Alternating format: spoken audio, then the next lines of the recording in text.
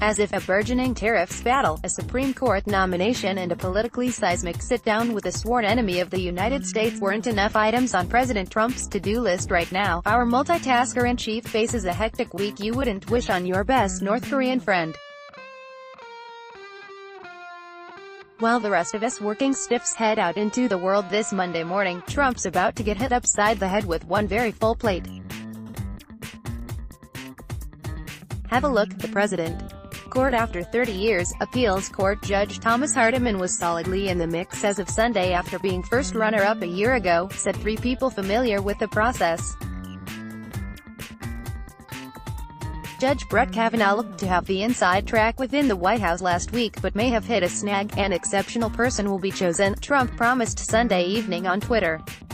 And the announcement, not surprisingly, comes with a dose of Trumpian flair, a primetime media spectacle in the East Room that comes after days of furious lobbying, rampant speculation and tea-leaf gazing within the inner sanctum of one of his golf resorts.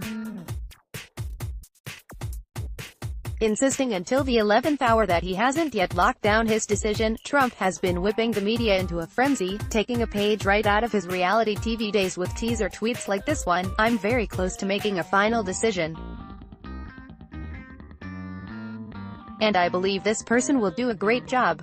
Asked by reporters how many people were being considered, the president said, "Let's say it's the 4 people. They're excellent, everyone. Trade war. Schmade war. Yes, the market's away." Trump's next move in a very dicey game of international trade partner chicken, with his imposition of billions of dollars of new tariffs on Chinese goods the latest salvo. But, no, the markets, at least as the week begins, are solidly up, giving the president a wee bit of cover as he begins his day. Despite Friday's escalation in the simmering trade war between the world's 2 largest economies, global investors seem to shrug it all off, sending major indices around the world on an upward trajectory. That, of course, could all change if and when Trump makes his next move on tariffs.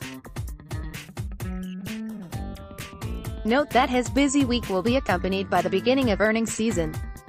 On the road again if this is July, it must be Belgium, or England, or Scotland, or Helsinki. With the established global order on shaky footing, Trump's week-long trip to Europe starting Tuesday will test already strained bonds with some of the United States' closest allies.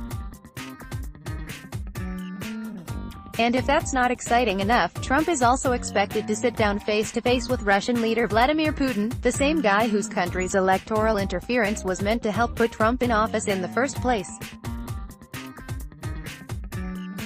Add up all those face-to-faces and you've got a whole mess of delicate politicking ahead for the president. The Trump-Putin smackdown happens in Helsinki, following meetings with other world leaders.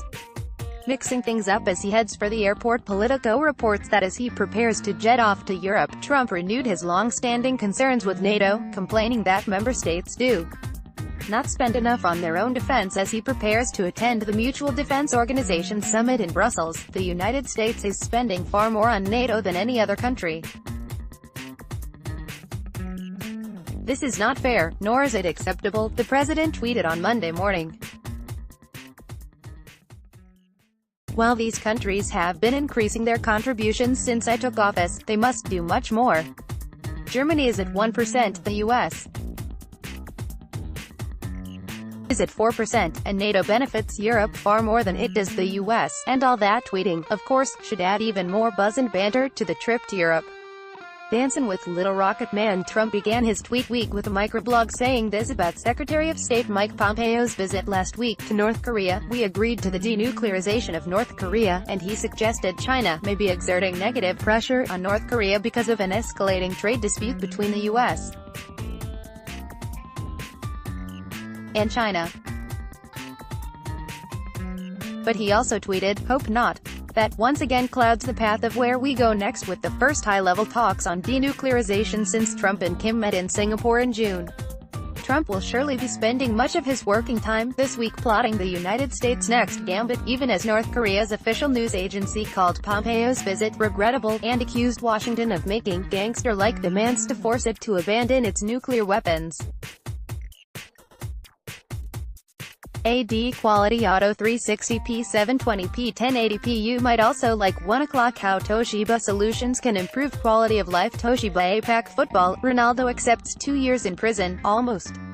Straits Times, Kim Jong-un may tour economic facilities in Singapore. Straits Times, air conditioning now finally affordable thanks to newthingstoday.com. Another report claims Apple to introduce more color hardware zone AI enhanced camera on the Oppo R15 Pro and StarHub's StarHub Limited official website. Porn star Olivia Nova, who died Sunday, wanted to be MercuryNews.com, Thiessen, why Democrats are powerless to block Trump. MercuryNews.com, DeMarcus Cousins offers insight on his recovery. MercuryNews.com, recommended by